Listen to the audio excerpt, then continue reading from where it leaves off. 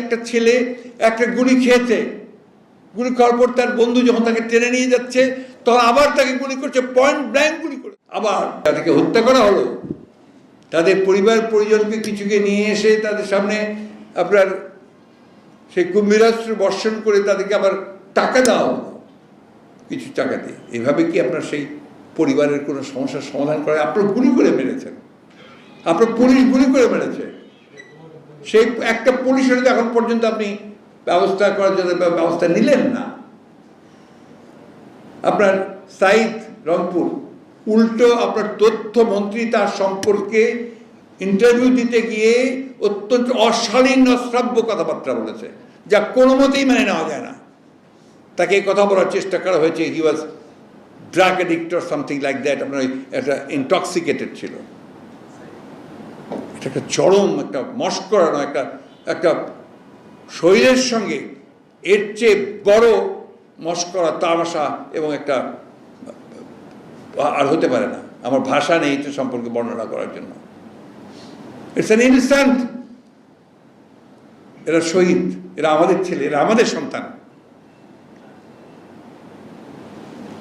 প্রিয় সাংবাদিক বন্ধুগণ, আমি সবসময় বলি যে আমি একটু আবেগপ্রবণ।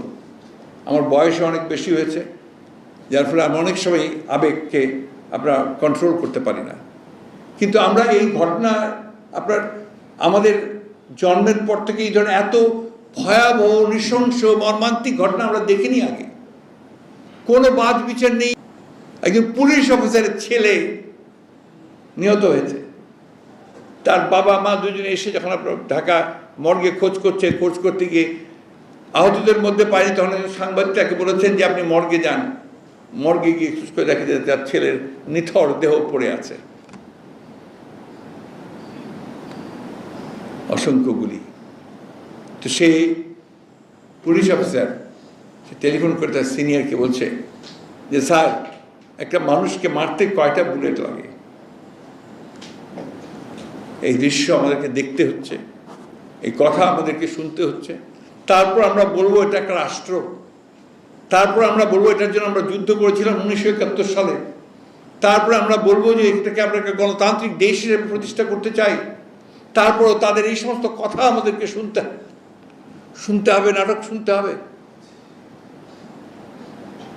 ছেলেরা তো বেশি কিছু চায়নি। জনগণের আন্দোলনকে কেউ কোনোদিন রুখে দিতে পারেনি, বিশেষ করে ছাত্রদের যে ন্যায়সঙ্গত আন্দোলন, সেই ন্যায় আন্দোলনকে কেউ কখনোই পরাজিত করতে পারেনি। আর এবারকার আমি একটা ধন্যবাদ জানাতে চাই নতুন প্রজন্মকে। এই নতুন প্রজন্ম, আমি অনেকবার বলেছি যে কোথায় তরুণ, আপনাদেরকে বলেছি, সেই আমি জনসভাতেও বলেছি যে কোথায় যুবক, কোথায় তরুণ, তার দেশকে রক্ষার জন্য তাদেরকে বেরিয়ে আসতে হবে।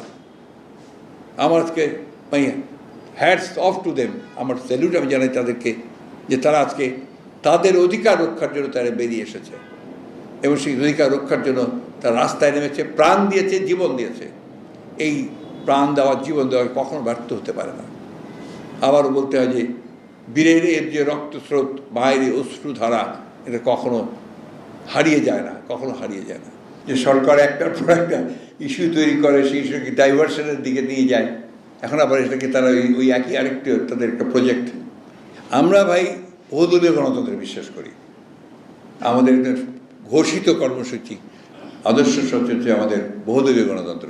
স্বৈরাচারী যারা আপনার ডিক্টেটরস, যারা আপনার জনগণের সঙ্গে যাদের সম্পর্ক থাকে না, তারা এই ধরনের সিদ্ধান্ত বহু নিয়েছে এবং এগুলো কি তাদেরকে নিতে হয় বিভিন্ন সময় বিভিন্নভাবে। কেন এতদিন নেয়নি কেন তারা, আজকে এখন নিচ্ছে কেন? এই জন্য তাদের অনেক যুক্তি থাকবে, অনেক কথা তারা বলবে। আমরা যেই কথাগুলো বলছি এই জন্য তারা আবার অনেক কথা বলবে, তাতে আমাদের কিছু যায় আসে না। আমরা খুব পরিষ্কার করে বলি যে আমাদের বক্তব্যে আমরা খুব পরিষ্কার, আমরা বিশ্বাস করি আপনার বহুদলীয় গণতন্ত্রে।